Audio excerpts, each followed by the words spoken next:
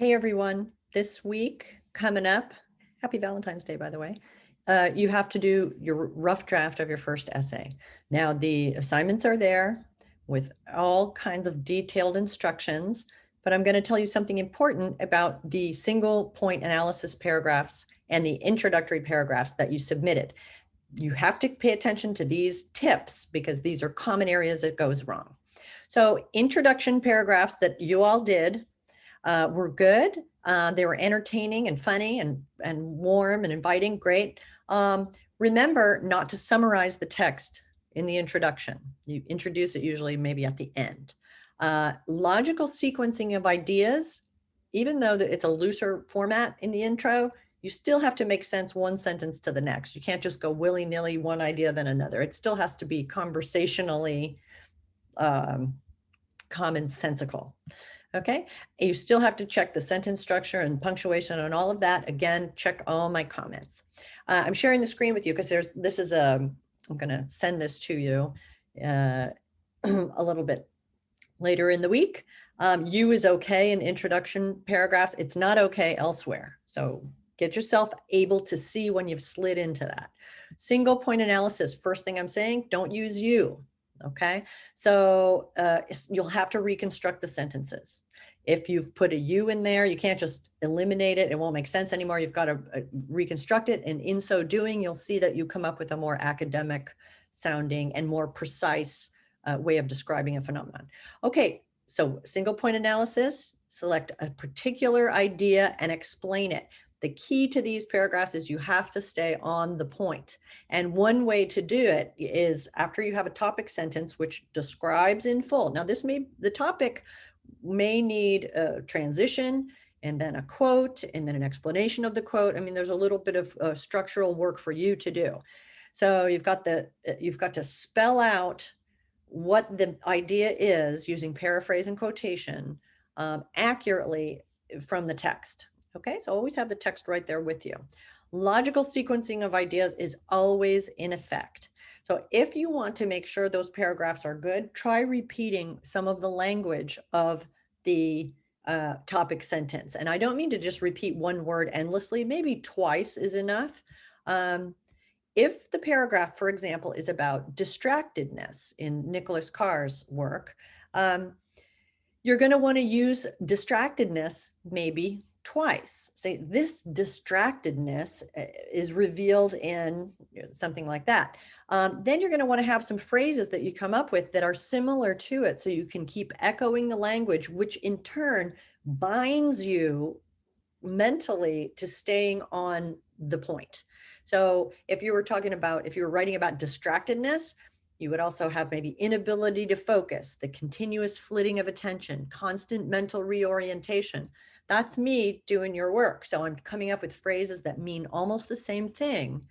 And if you find that you cannot use similar phrases, step back and figure out whether you actually are on the same topic throughout the paragraph. That is the biggest deal. Okay, so, and that a related problem there is the this and it problem. So you can see this here. And you'll see, I will comment and I'll put this, it, and I have a little shortcut to say, hey, you can't just keep saying it or this because it is unclear what the it or this is referring to. So don't write, this makes us lonely. Let's say you're writing about Sherry Turkle's The Flight from Conversation. This makes us lonely. Instead, write, and it's harder, but this is the work you've got to do. This emerging underdevelopment of in-person social skills will likely make us lonely. Okay, so the underdevelopment of in-person social skills, that's where you flop down if you just write, this makes us lonely. And the reader's kind of like, well, what is exactly is going on here? So this and it, you've got to pay careful attention to how you're using them. And the word likely, I'm pointing out here for you, because likely is the language of this sort of social science theoretical observation and analysis. It's not that it's proven or that it will make everyone lonely. Be careful of that. It is likely, or it suggests. I mean, these are kind of trends, not mathematical equations. So make sure you're using suggests and likely and can give rise, that sort of thing. And here's another example of this. It's from the previous example, this inability to focus, this constant movement of attention. So again, you're reiterating the idea in the paragraph, the main idea. You should be able to say it a couple of different ways within the paragraph, staying on point. Okay, that's that.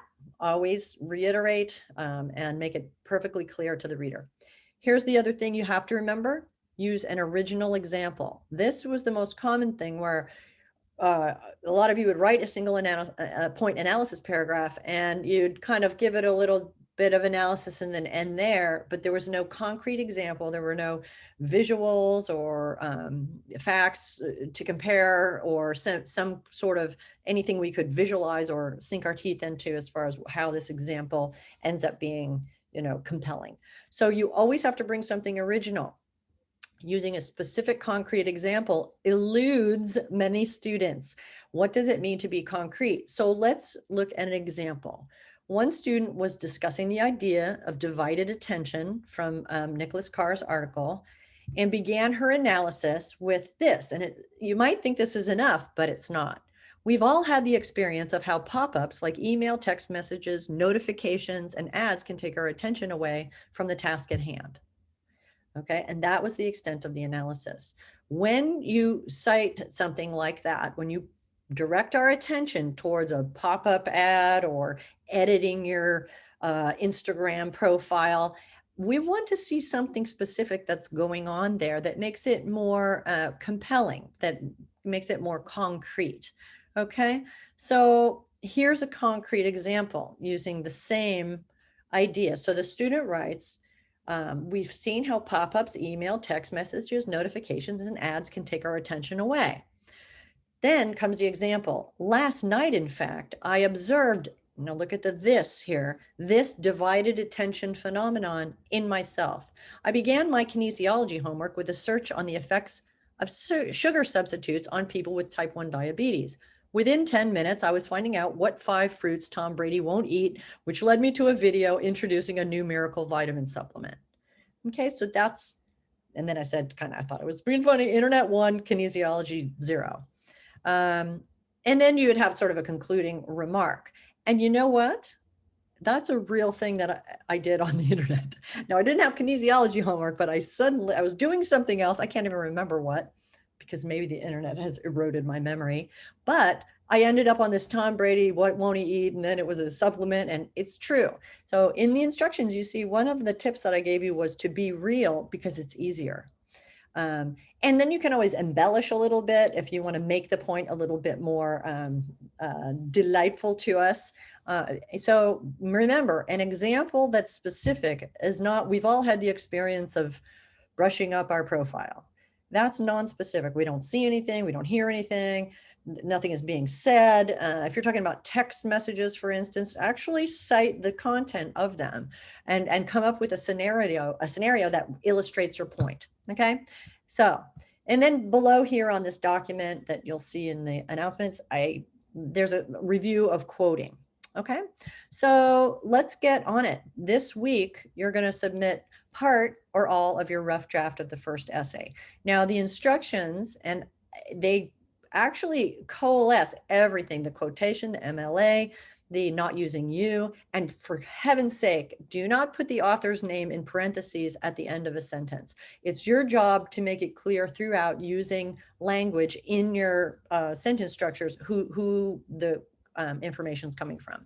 So if you do, I'm just going to take off a point because it's in the instructions left and right, and it's redundant, meaning you're repeating yourself. If you say Turkle writes, and then you give a quote and then you put Turkle at the end of it. It's kind of a pet peeve of mine, not only because it's in the instructions repeatedly not to do it, and so it kind of tips me off that maybe you're not reading the instructions with very much focus or retention, something, but it just doesn't make any sense. And it's something that's reserved for longer things. Okay, so all the instructions are here. You get to choose from everything we've read so far. And one other, which is, I think it's the 3 A's of awesome.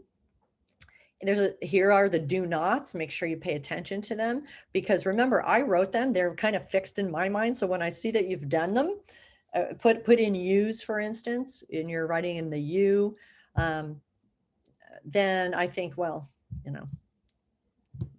I have to detract from the grade because you're not following the instructions. So anyway, with that kind of warning in place, oh no, here we go.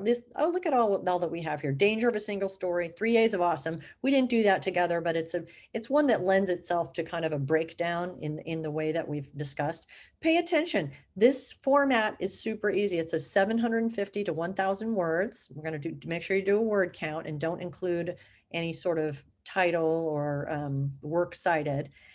Introduction, summary, and then you have 2 single analysis paragraphs, which each contain examples. I kind of wrote that out for you, and a conclusion. And the conclusion is not a recap of what you discussed in the essay. It is bringing something new, using new language to describe the main way in which you agree or disagree with the author. It's always a little bit easier to agree. You can also have one paragraph where you say, this is a great point. And then the other paragraph could even be, this is the way in which I disagree with this point, or something that Carr did not take into account is X. Now, if you read the instructions carefully, you'll see that there's room for that. You could do it that way, but it will only be if you have really looked at the instructions that you'll know what's possible in something like this. So read the instructions carefully, and it's up to you. You can write, you can submit to me just 1 or 2 paragraphs and direct me to the part you want some feedback on. You could submit 1 single point analysis paragraph, and then I can give you feedback. And in my experience, when you actually are asking me for feedback on a certain spot, you have given it the right amount of thought to be able to revise accordingly. Remember, revision is everything. Nobody gets it right the first time. So, but try your best on the rough draft or the part of it that you're going to submit to me. And then I can give you meaningful feedback. So make sure you've got your questions. It's an easy week, but remember, then you have to submit the final based on the feedback you get on the rough draft. And if you give me something that doesn't really, like if you submit the introduction, and introductions typically are kind of, maybe there's punctuation or something I can weigh in on, but the introductions don't tend to have the same heft as far as the burden of analytical thinking that's on you at this point as a student of language and articulation of the language. Okay, so that's it for today. I'm going to send this to you. This is a Tuesday. I'm recording it on Sunday, sending on Tuesday. So email me your questions, and good luck, and let's get going now. After this, it's assumed that you have read all of the different aspects of all the skills that you need to have at this point. So good luck. I'm going to stop the share, stop the recording. Oops.